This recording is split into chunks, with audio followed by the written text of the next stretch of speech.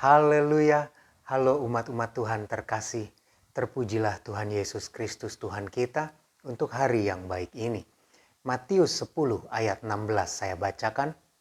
Lihat, aku mengutus kamu seperti domba ke tengah-tengah serigala.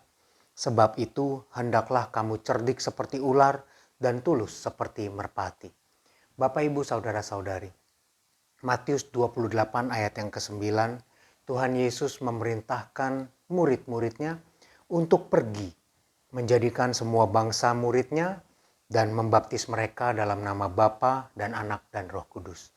Dan tentunya untuk menjadi pemberita-pemberita Injil, untuk menjadikan semua bangsa murid, kita harus turun, kita harus berada di dalam dunia.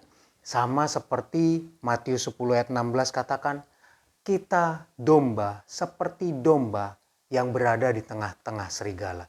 Untuk itu Bapak, Ibu, Saudara-saudari, Tuhan Yesus berpesan bahwa hendaklah kita cerdik seperti ular dan tulus seperti merpati. Dan dalam firman Tuhan hari ini, cerdik seperti ular dan tulus seperti merpati ini kita mau belajar dalam konteks identitas. Bagaimana kita harus cerdik seperti ular dan tulus seperti merpati dalam identitas kita. Kita sebagai anak-anak Tuhan tentunya harus mengasihi. Itu identitas kita. Kita penuh kasih. Tetapi kita juga harus cerdik dalam artian menjaga identitas kita supaya jangan sampai kita menjadi serupa dengan dunia ini. Jangan sampai keberadaan kita sebagai domba hilang lalu kita berubah menjadi serigala. Karena ketulusan kita yang merupakan kekuatan kita di saat yang sama bisa menjadi kelemahan kita. Karena dengan alasan mengasihi tanpa sadar kita mulai mengadakan kompromi-kompromi terhadap ajakan-ajakan serigala-serigala tersebut. Sehingga keberadaan atau identitas kita sebagai domba perlahan-lahan mulai terkikis dan akhirnya kita dirubah menjadi serigala. Dan kita tidak cerdik dan tidak menyadari hal itu. Untuk itu tepat sekali Tuhan Yesus memperingati setiap murid-muridnya. Dan juga memperingati setiap kita bahwa kita berada di dunia ini seperti domba di tengah serigala. Untuk itu cerdik jaga identitas kita. Jangan sampai ketulusan kita menjadi kelemahan dan dipergunakan oleh iblis untuk merubah identitas kita dari domba menjadi serigala.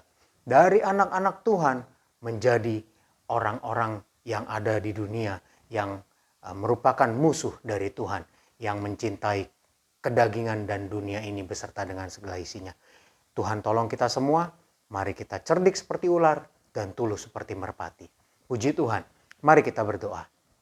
Tuhan Yesus yang baik, terima kasih untuk firman-Mu, terima kasih untuk peringatan-Mu.